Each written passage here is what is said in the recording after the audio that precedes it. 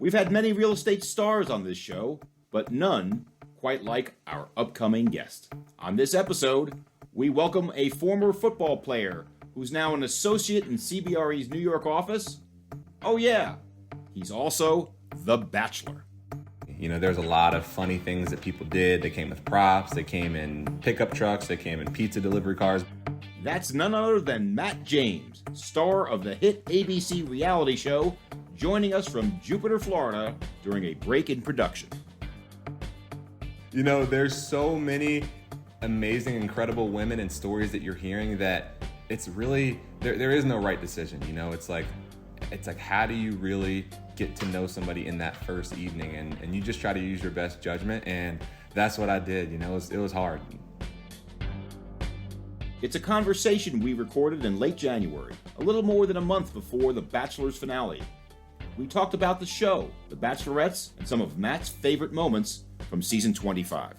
Matt also opened up about his professional journey as he made his way from the football field to the arena of real estate, literally after a bus ride to New York City.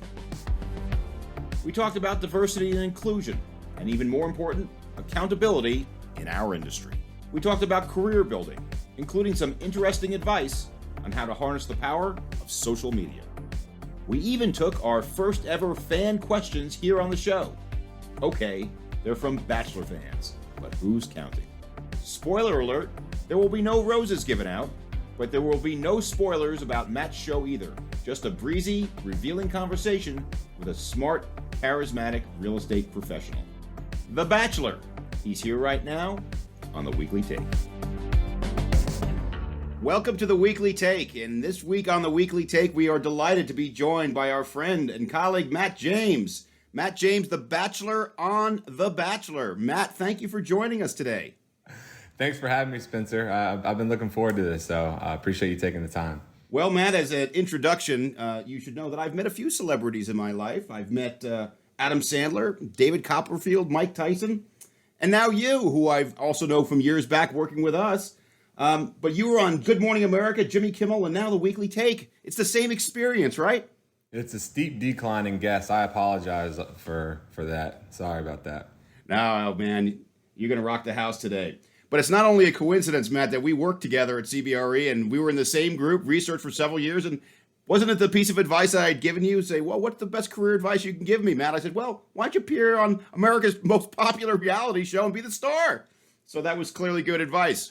Yeah, no, I figured that role in research would eventually lead me to this position as well. So you're one for one so far. There we go, Matt. Bottom line is, you should also know, as you probably remember, Matt, for some of my presentations, I also was on an old school version of a reality show, The Price is Right, a tape which everybody in the company has seen. So I have not only advice on career and otherwise, but also game show technique or reality show technique. Well, I could have used that before I walked into there. You know, I was a little caught off guard, but we could connect on that after this. Well, I'm sure this isn't going to be your first reality show experience, so maybe it'll help you on the next one. But you're doing great now. Speaking of doing great now, let's talk about The Bachelor. Walk us through your journey. How'd you get on the show? That's a great question. My former college teammate and one of my best friends, Tyler Cameron, who's also my roommate now, he was on The Bachelorette when Hannah Brown was The Bachelorette, and his mom actually nominated me. You know, she saw how big of a influence it was in his life and the man that she wanted him to become, and she actually passed away last year. So it was kind of to honor her memory and just to see it out for her. I'm sorry to hear about Tyler's mom, but that's a terrific story. And I also know, speaking of moms, I know you're very close to your own mom, and she was a huge influence in your life as well. Isn't that correct? She was, you know. She's wanted to be a grandma since I can remember, so this process was going to bring her closer to having that take place. So she's been the biggest advocate in terms of making this all possible. So I'm excited that I saw it through for her as well. That's awesome. And I do note that some of these questions came in today from your former colleagues in research, including Marissa Oberlander in the Bachelor Watch Club in Chicago. So that's where I got all my good intel. But tell us a little bit more about your relationship with Tyler. How'd you get to meet him and, being roommates and stuff? Oh, my gosh.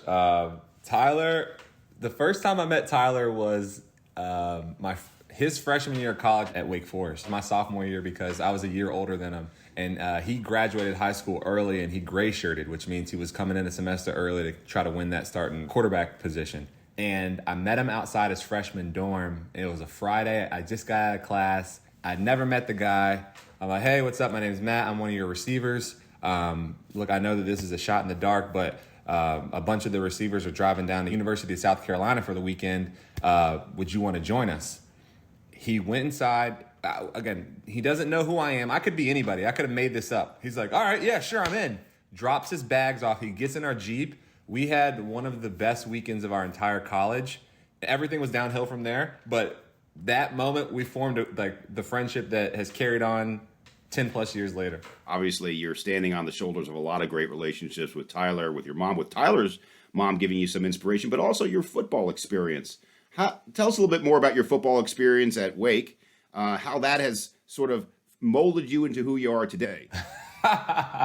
Well, I would say football or lack of football experience at Wake Forest. You know, I really didn't see the field until I was a senior, and I made Tyler's job very difficult, not having the best hands. So me and Tyler spent a bunch of time together on the sidelines as well as, you know, off the field. So we had a lot of time to cultivate that relationship. But it was fun because you're just exposed to competition at the highest level, and a lot of those lessons and experiences I took with me to the professional world. You know, you're getting chewed out by your coaches, you're getting beat up by the other team, and it kind of prepares you for what to expect in the working world, and how to take critique, how to respond to adversity, and things that I'll never forget and I'll be forever grateful for. Yeah, and I think, you know, it's interesting because I did read a little bit more about your backstory, about how you became the Bachelor. You gave part of that story. But I think also part of the story is that you were supposed to be a Bachelor on The Bachelorette, but because of COVID, that kind of fell through. Is it fair to say that the adversity or the level of adversity you faced in football made you tougher? The fact that there was some adversity, didn't get on the other show, it actually worked out in the end. You know, that you couldn't have put it better, Spencer. There's so many times in football where you're discouraged, whether it's an injury, whether it's running the wrong route, dropping the game-winning pass. There's a million things that go wrong in a game, and they just prepare you physically and mentally for all those obstacles that you're going to face as a professional in the working world. And, you know, I saw that personally with The Bachelorette. I was supposed to be a contestant on Claire Crowley's season, and the world seemingly shut down that second week of March of 2020, and I flew down to Jupiter, Florida. 3 months later, the opportunity presents itself to be the Bachelor, and here I am. Well, I think it's fair to say there's a great expression: when life gives you lemons, you make lemonade. And boy, did you make some lemonade this year.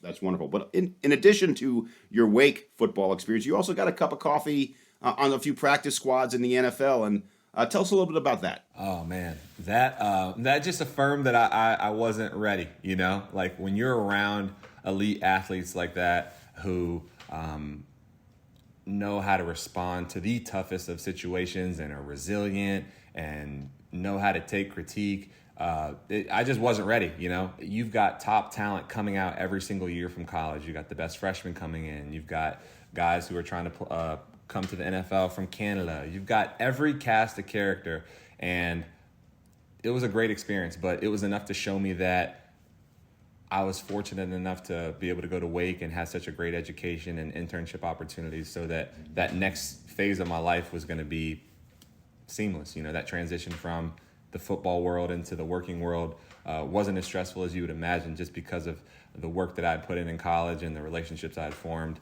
professionally. Yeah, well, once again, it's turning lemons into lemonades, though it probably was pretty cool to meet Cam Newton and the Carolina Panther folks while you were there. Yeah, when you see those guys up close, it's just a different beast, you know. Cam Newton's probably 10 feet tall. You know, he looks like everyone kind of looks the same out there on TV, but when you get in the locker room, when you're with these guys at practice, it really puts things into perspective. Same with Drew Brees. I grew up watching him play, and to have that be someone who's throwing me balls in practice it just blows my mind. So, again, an experience I'll never forget. Fantastic. Well, given your football experience, we're getting a Super Bowl pick. Any thoughts on the big game? Absolutely. You know, this is going to be a hot take. Well, actually, I don't know if there's a hot take, because I could see both sides of the coin. I could see people who wouldn't dare to bet against Brady. He's 60% in the Super Bowl. He's won 6 of 10. But at the same time, aside from maybe Russell Wilson and Aaron Rodgers, Patrick Mahomes is the best quarterback in football right now. And that they've got so much offensive firepower. Andy Reid's super creative. Their defense is firing. I've got to go KC. I'm betting against the GOAT, and I'm going with Kansas City. Betting against the GOAT. Okay, well, we'll see. And I note that I agree with your assessment of the game. I got a lot of friends in Boston. I like to give them a little bit of grief about what's going on in the Super Bowl to my friends in Boston. But Mahomes is a cut above. Maybe not a cut above Lamar Jackson, who I note happens to be my neighbor here in Baltimore, and I'm a huge Lamar fan. But Patrick Mahomes has proven it on the field, and I'm going with your pick as well, Matt. I will not stand for any Patriots fans pulling for the Buccaneers. Y'all are not Buccaneers fans. Your allegiance and alliance stays in New England. You will not get the pull for Tampa Bay. Wow. Well, I grew up a Jets fan, and I'm rooting for Brady, too. So I had 50 years of pain there. But I love your comment on Boston, you know? You had your chance. They had their chance. My friends in Boston are going to love that. Okay, so let's turn now to the show, Matt. So you started with 32 different young women. 32 is a lot of people to remember. So let's start with a very simple question. How do you remember all the names of the contestants on the show? That's actually a great question. So for better or for worse, you kind of start to associate what they did in their entrance with name recognition. So one of the women came with goat hooves over her heels. I'm like, oh, that's goat feet. That's Sonny. You know, so like just by association of what they were, how they presented and what they talked about. Oh, that's the woman that fed me a meatball. So like I was trying to find different word association to make sure that I didn't forget. And it was actually easier than you would have expected because you're so locked in. You don't have your phone. You don't have a meeting to run to or an email to respond to. You're just there and you're extremely present. And I didn't forget any names, luckily. That's excellent. And so remembering this is a quasi-family show, tell us what your favorite entrance was. And if it's something that might not fit on a family show, maybe tell us what the second favorite entrance was, and this comes directly from our Chicago fan club. Oh, man. All right. Keeping in mind that this is a family show, I would have to say that my favorite entrance was Bree, because Bree gave such a meaningful message when she came up to me. You know, there's a lot of funny things that people did. They came with props. They came in pickup trucks. They came in pizza delivery cars. But Bree just delivered this meaningful message about why she was happy that I was here and what she was looking to find here. And that resonated with me. So she stuck out to me day one. Well, that's excellent. And I would define that in the terms of keeping it real. And keeping it real goes a long way. Yeah, she kept it real. Speaking of real, there are also some real characters on the show. And I did watch the episode on Monday with my 11-year-old daughter. Victoria may have certainly distinguished herself. We have a former Miss Puerto Rico. We have a teacher from Minnesota, Michelle, who, by the way, may be my favorite character on the show. But I do have a bone to pick with you. Imani was the only realtor on the show, and you let her go in week one. Why not some love for commercial real estate? You know, there's so many amazing, incredible women and stories that you're hearing that it's really, there is no right decision. You know, it's like, how do you really get to know somebody in that first evening? And you just try to use your best judgment. And that's what I did. You know, it was hard. Well, I'm sure there are no easy choices. There's probably no wrong choices to make on that show either.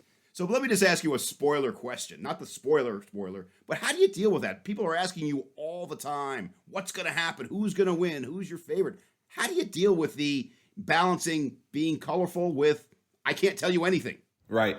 I try to say as much as I can without giving anything away because it was such an incredible experience and there's so much to be highlighted about what I learned about these women and just everything about myself through this whole process. But I just recall the fonder of the memories. I just talk about group dates. I talk about the one-on-ones. I give some of the behind-the-scenes stuff that they may not know or have heard about, and I just try to highlight those things, and they kind of serve as a smoke and mirrors around the question that everyone wants to know. So that's been a good strategy for me so far. I have to give you a few more comments from my Chicago Bachelor watching team.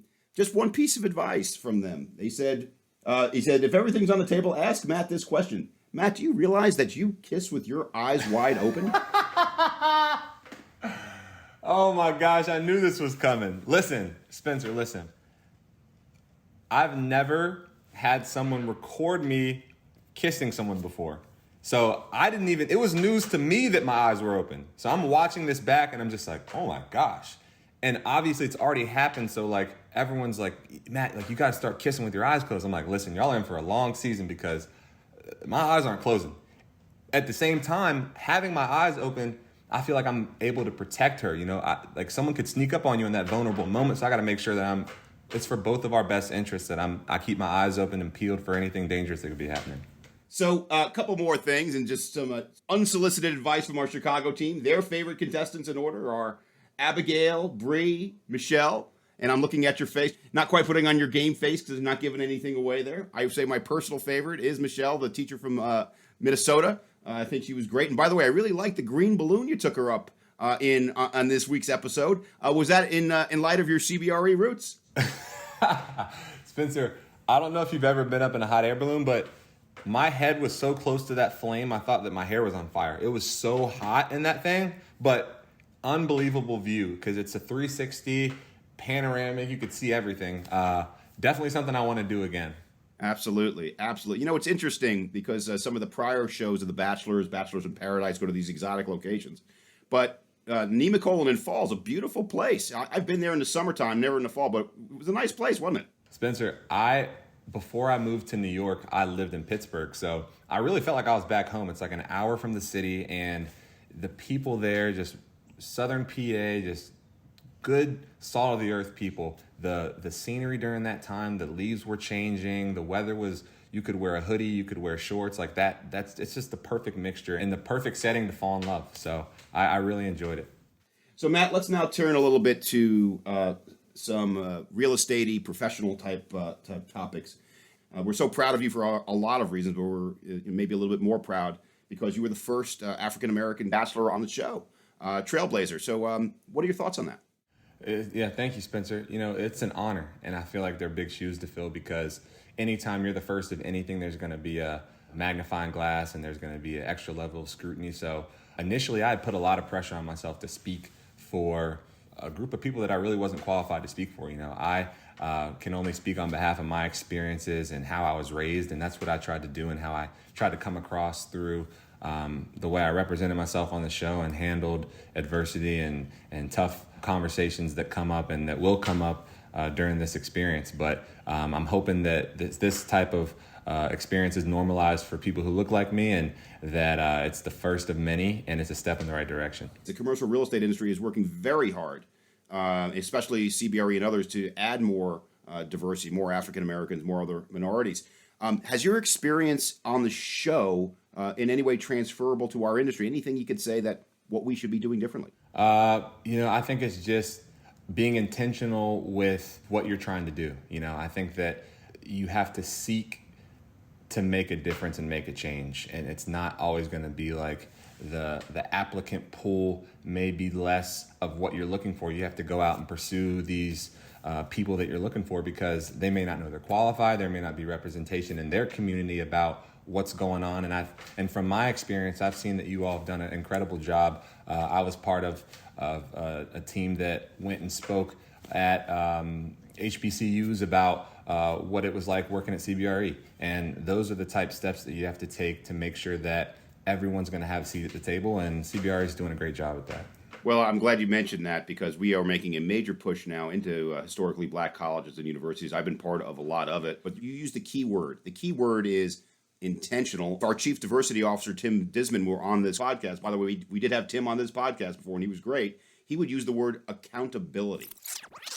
Measuring results and being accountable for delivering on those results is critical to our success. Real impact includes increasing the number of diverse hires across all business segments and at all levels of our company, including senior leadership positions. It also includes a heavy emphasis on mentoring and upskilling our diverse employees and ensuring that they have a clear path to succession and development at CBRE. And finally, it also requires continually monitoring and improving our culture to make sure that D&I initiatives are embraced by the entire organization. All of these initiatives will use similar tools of accountability that we use for our broader organizational success. And wouldn't you say that accountability is a word that not only applies to our business, but probably applies to your background in football? Accountability is everything there. Yeah, accountability is tough because it puts you in a position to be scrutinized. And when you take accountability for something, it's extremely powerful for both sides because you're recognizing a problem and generally you're coming with a solution. You're like, you know what, I'm taking accountability for this. CBRE is like, you know what, we're taking accountability for this. We don't see a lot of representation in the areas that we'd like to see. And to that point, in fact, we're going to go out and we're going to seek that type of talent, whether that means going to HBCUs, whether that means being part of other professional organizations that seek to place people of color. It's taking those intentional steps. And that's why I'm proud to be at CBRE, because of the intentionality behind a lot of what you all are doing. I agree. And I would also note that intentionality doesn't just start at the college level, it starts before. And I note your passion for teaching younger kids through ABC Food Tours. How'd you get into it, and why it's important to you? Yeah, and that's incredible, Spencer. Especially having a lot of friends and teammates from Baltimore, I know that that's an area that needs as many resources as possible. So kudos to you for that, and continue the work.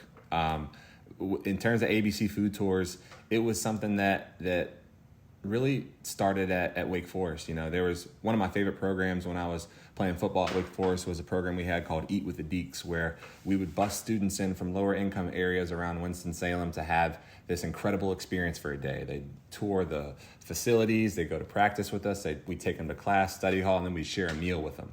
And when we're having this meal, they're sharing their hopes, their dreams, their aspirations, and I'm listening, and I'm like, these kids aren't much different than myself. Like, the only thing that's separating them from where I'm at is opportunity. And a lot of that came from economics. And when I graduated and I didn't have that platform as a football player anymore, I'm like, how do we reach these students? And I paired two of my favorite things, which was food and fitness. And we started working with students in the Lower East Side who were in those same targeted lower income areas that wouldn't have the experiences that I had and that we were privy to based on, again, economic situations. So it's been one of the most meaningful projects that I've been involved with, and quarantine and the COVID's thrown a wrench into how we can traditionally work with these students, but we've gotten creative with our virtual programming and how we plan on moving forward. Well, that's great. Let's turn now to commercial real estate. And so you have been in the business now in a variety of capacities for years, not just at CBRE. Tell us how you chose commercial real estate. So when I finished playing football, I moved to Pittsburgh and I worked for PNC Bank, and I went through their CNIB development program where you learn how to underwrite, you're in a sales rotation, you're in a treasury rotation, you learn everything, the ins and outs of the bank. And that structure and that discipline was major because it was a seamless transition from football. I took a trip to New York, and I think I stayed up for 72 hours. I didn't sleep. I was fascinated. I'd never been before, and it was a 6-hour bus ride from Pittsburgh, and I just continued to take these trips every weekend. 3 months later, I moved up there, and I took a job working at a startup. And about 3 months into working at the startup, I'm just like, that structure that I crave and I need as a former athlete, as someone who needs to have a regimented schedule, a hierarchy, there wasn't a lot of that in that startup environment. And I was at a place in my professional career where I'm like, all right, what's going to be my next move? Real estate's always been a major part of our family. My mom works in new home sales. My aunt has a brokerage shop in Virginia. My cousin is a developer in Raleigh. And so it's not something that I've never considered. And one of my good friends' dads, Steve Swerdlow, who just stepped away from the company, I was having a conversation with him about where I was in my career. And he's like, you know, if you ever wanted to work in commercial real estate, let me know. And that turned into a longer conversation where I took my first role in research and spent a year and a half in research and then transitioned into brokerage. Well, you know, it's funny. I knew we had coincidences because of The Price is Right and The Bachelor. Now we have yet another one, because you know who gave me my big break professionally? It was not Steve Swerdlow. It was Steve Swerdlow. So research has been a great launching ground, not only for you, but for me and through Steve. But, you know, it also speaks to the fact that there's opportunities that are presented to you from childhood with great parenting, with money, with other things like that. But everybody needs mentoring and needs a break once in a while. Yeah, 100%. It's so important because there hasn't been a time where I've reached out to someone where they've said no. Anyone I've talked to in the company's taken a second. It might have taken a minute to get a hold of them, but they've never turned me down, and that's the type of culture that I want to continue to be a part of. Great. That's great. You now have more tools in your toolbox. And the tools in your toolbox aren't just the fact you got famous on the show, but social media. Social media is an area where, I'm proud of my LinkedIn following. I have 18,000 followers. I feel awesome. And then I meet you, and you've got 50 or more, and I'm sure it's going to go up every day, double that. So I feel, well, not so awesome. But tell me about that. How do you best use what you've earned on The Bachelor, not just the fame, but the social media following? How do you use that for professional advancement? There's two things. And one of the things that I'm not going to lie that I steal from you is you've got to be creative and you've got to keep what you're presenting funny and current. There's a million different ways to tell people the same information. And if you're finding a funny way to do it, then do it. Be bold about how you go about that process, because that's going to keep people coming back for more. And I think you do a great job of it. And it's something that I want to model going forward from a professional standpoint, is just find unconventional ways to be conventional. When you make something digestible for someone who wouldn't necessarily be interested in what you're saying, then that's when the real spark flies. So just trying to find ways to keep it creative and keep it interesting is my biggest piece of advice. Well, I think, creative, interesting is also a subcategory to keeping it real, right? Because how do you communicate with anybody that you want to persuade? You keep it funny, you keep it interesting. You're not just giving information, you're influencing people. And certainly as you have more followers, you're more influential, but it comes back to the basics. Entertaining people a little bit while you're giving them information works. And I think that one of our colleagues, two of our colleagues actually that do an incredible job of this is Evan Fiddle. He's a broker in the Midtown office that I look forward to his blog posts on LinkedIn, because he's just extremely talented and a wordsmith, and the way that he crafts his message about what's going on in the economy, what's going on in the commercial real estate world is witty, it's funny, and it's digestible. And the same thing with Zach Price, two guys that I really look up to and respect in our space. They have a way of making things that could be extremely overwhelming and difficult to comprehend very compressed and very happenstance. So those two are, as well as yourself, are people that I try to model that approach after. So if you were to say to any young professional, and I'll be more specific here, a young African-American professional, what's the best piece of advice you can give them on why to go into commercial real estate? I can tell them, I can start out with the wrong reason. And this transcends commercial real estate. This is really anything. I think that the wrong reason to go into not only commercial real estate, but to any job is for the money. It's obviously a very lucrative space to be in, and it's not like that for everybody. And the road to getting there is very long, very difficult, and very narrow. And along that way, if your only objective is to make money, when you're not making it, you're going to be very disappointed. You're going to be in a very dark space for a lot of people. I would get into it for the right reasons.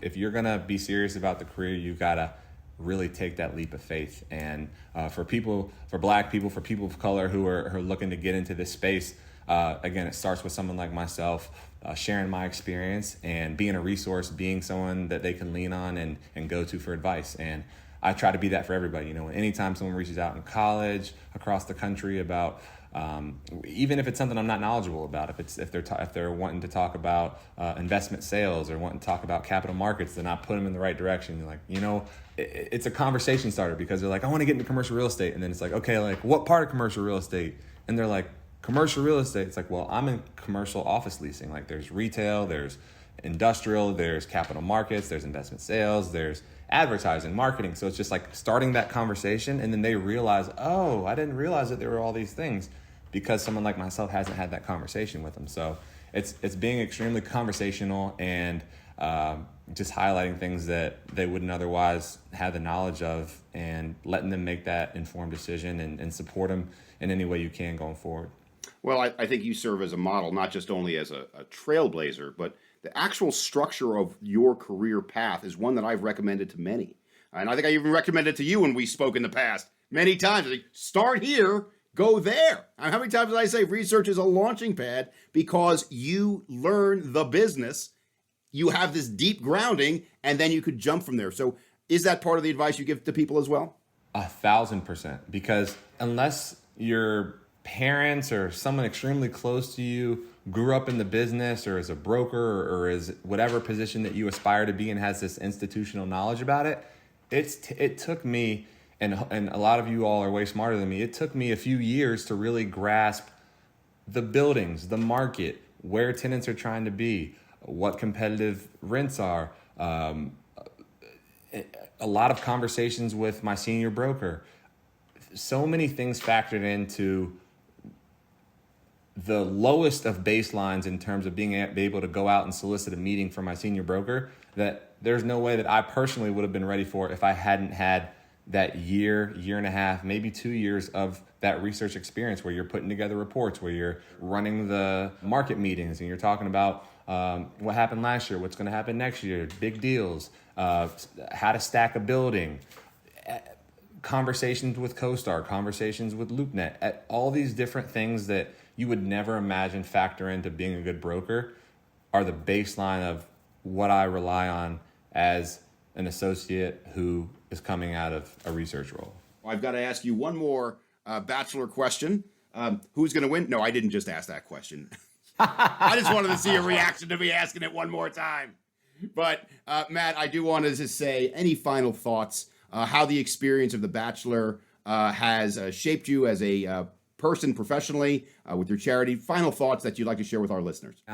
It was just an honor, to be in that position, and it's just a constant reminder that you represent so much more than yourself, and I'm extremely excited about what's to come, and I live by the words that I have said throughout this podcast, this interview, is I want to be a resource, and I encourage you all to be a resource. When we think about change and we think about how to implement it and what you can do, you may say, I don't have the money to donate this, I don't have the resources.